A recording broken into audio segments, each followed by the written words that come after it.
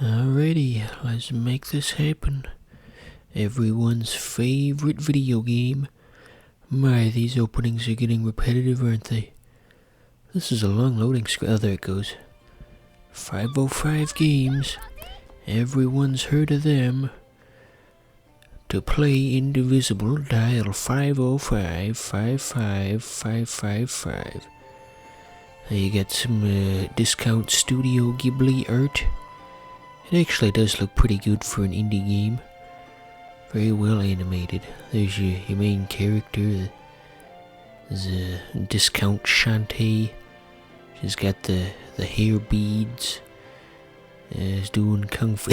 Doesn't this remind you of that scene from Hot Rod where he says, I need to go to my quiet place, and then he's just out in the woods dancing, and then he falls for like 5 minutes. Never did see that movie all the way through. Okay, so what else we got here? We got Cave Lady. We got Pirates. See, this is discount Shantae. We got Omega Shenron, which was the Dragon Ball Z character. He was gold. We had a furry a second ago. We had questionable things happening. So the premise of this is all of discount Shantae's friends get warped into her mind stone, where they live inside of her brain or whatever. That's the premise, and now she's doing the TN thing with the third eye, and is gonna be all powered up, and she's going Super Saiyan. See, now she's blue. She's got shoes, and then she's in space, and yeah. They just kinda expect you to know what all this means, I think. Well, they'll probably explain it. This is a long intro sequence, There's more background characters who are gonna become a part of this eventually. Alright, that was lengthy. Indivisible. So I got the idea to play this from that much funnier channel I'm always talking about. They played this a couple of months ago. Alright, so you got the Deadlights from It. What a stupid name for a thing, Deadlights.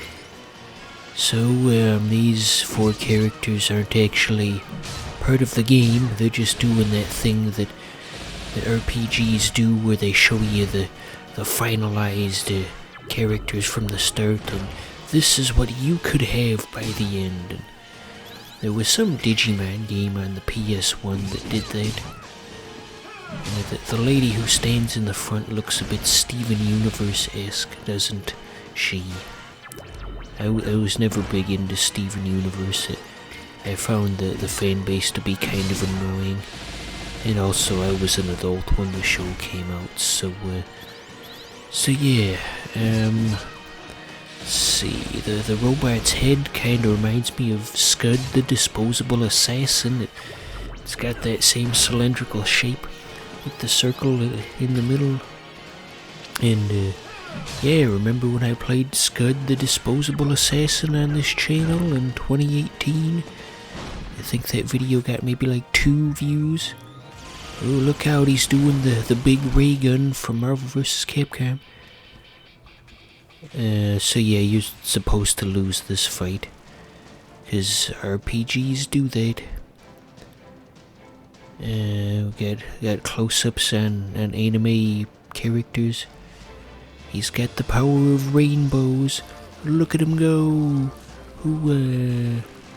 Oh no, her clothes are getting torn off in the blast? Gosh, isn't this game supposed to be rated like E? I don't know how I feel about that. So, it looks like they defeated the World of Light monster or whatever. That blue shell in the sky didn't fit the art style of the rest of the game. That was definitely a 3D render. Wonder if that was intentional. Because as previously, yeah, that don't fit the art style. It's a travesty. It's a crime against man. There's the title screen again, in case you missed it the first time and you also haven't read the title of the video, which makes me question how you got here. So there's a village. They got looks like this thing I saw in a geography textbook once, where it was some kind of rice field where it had like levels to it, and same idea.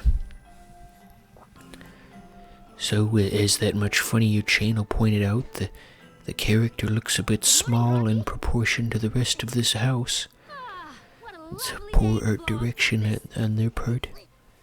I like how that creature is always sticking his tongue out all the time. Should I not talk over the dialogue? I don't know what the rule is for Let's Plays. Does that mean when the character's already talking, having them both talk at the same time is just gonna be confusing? So let's go see all the villagers. There's Woodsticks McGee. It says, "Oh yes, motherfucking shred crumbs." You ever see? No wait, no, it's breadcrumbs, not shred crumbs. I'm thinking of two different things. But you don't know what I'm talking about, so it doesn't matter. Okay, I think he asked us to go on some kind of fetch quest or something, 'cause that's just what video games do. 'Cause that's what friends do. That's what friends do. 'Cause that's what friends do. Look at that ugly looking pig in the background. Yeah, that's a thing. So here's the saving location. Oops, I skipped it. Wasn't quite acquainted with the controls at the time. Yeah, they give you like 99 save slots for some reason. It seems a bit excessive. There was something on the save screen mentioned about that you don't have to worry about saving over the same slot. You can just spread out your save files wherever, and I don't like that. It's highly disorganized. Oh yeah, and they tell you that you don't have to hold the direction. It could sense that I was doing that because I'm too well trained on the ways of old school 2D platformers. But yeah, that's just a quality of life type improvement they made. The wall jumping is automatic. Good on you, 555 games or whatever. Good on you. Here's the training ground. We get to meet Mr. Miyagi. Nope. Yeah, here he comes with his magic teleportation abilities. He teleported halfway around the world just to slap his kid in the face. He's a good dad. What? You smacked me. That's the nonsense. Yeah, they even point that out. You ain't supposed to go around smacking people. What do you think this is? So does he actually have teleporting powers canonically? I guess they don't actually say, since this character has maybe like 5 minutes of screen time. He's not overly important to the plot, unless he comes back later. I didn't get all that far. Lots of talking.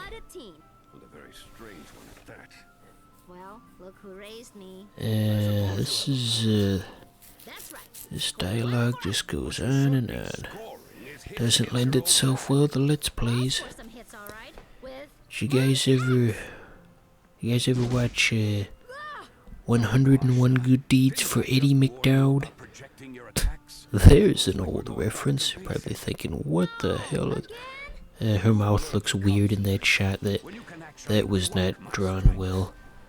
Okay, that's better. That just seemed a bit off-model. Like when... no, that's stupid. Forget that.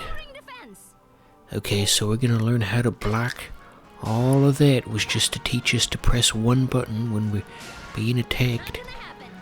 Lots of unnecessary build-up. Seems that people take forever to say nothing, you know? Just gotta get to the point. And they gotta teach us how to block 5 times in a row. Which we did. 'Cause those are the rules. Okay, we're just gonna fast forward through the rest of this for the sake of my own sanity, so that this isn't a 30-minute long episode. There he goes. He was angry at us for skipping the text, so he Naruto ran away. They need more Naruto running in this game. I think I'd enjoy it more if they did that. And maybe they could have more characters that talk like this. Yeah, I've got all kinds of good ideas. Each slot keeps up to 200 save games. I thought it was only 99. He sure is fast for an old guy. I was looking at the text and for a second I thought it said, he sure is fast, old, and gay. All three. That smoke effect doesn't look too bad, does. Well, now it's gone, but it's very well animated. To its credit, this game does look pretty nice visually. They did a good old job. Was this actually an indie studio? I feel like I heard that somewhere. But I don't know if I just pulled that out of me arse or what happened. Oh no. Fire. My one weakness. Oh. There go the bad guys. Dad, Are you okay? Bust a wolf. Then she does a bust a wolf on her dad. I like the face she was making with the "what have you done?" Just the total shock and disgust. And I know that face. Well, it's been a while since anyone's made that type of face at me, but I have no place in the world. He's using his last words to inspire us to take on the bad guy.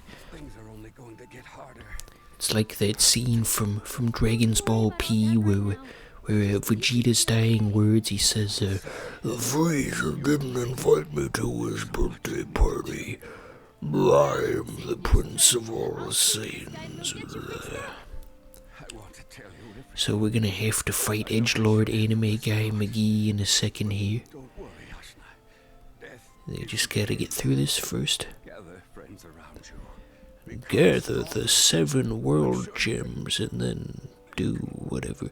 What if he was just setting us up for a fetch quest right here? That would be quite annoying. Oh yeah, I guess that guy in the village who needed us to pick up that item, I guess we never got back to that. And now that guy's more than likely just a burned pile of bones somewhere, so oh well. I like the composition of this shot. This is some good artwork. Talented people made this. Here comes the conflict. Eventually. I'll bring it to you, she says, like the Aqua Teen theme song that they have a rap battle and then the lady sings Aqua Teen, the theme song. You know that theme song was only written in like 5 minutes.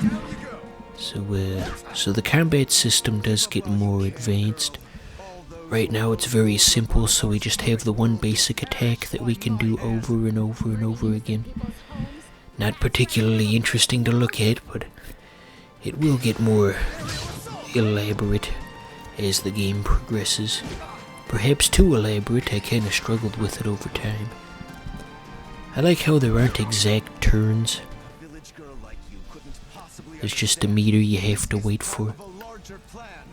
What if he said this is all part of God's plan, and then he took out his Bible and they recited scriptures and no, that's not funny. So he's using his magical rock powers on us. It's clobbering time. That's what this game needs. Needs the Fantastic Four. Have the Fantastic Four show up right now and just start putting out the fire or whatever.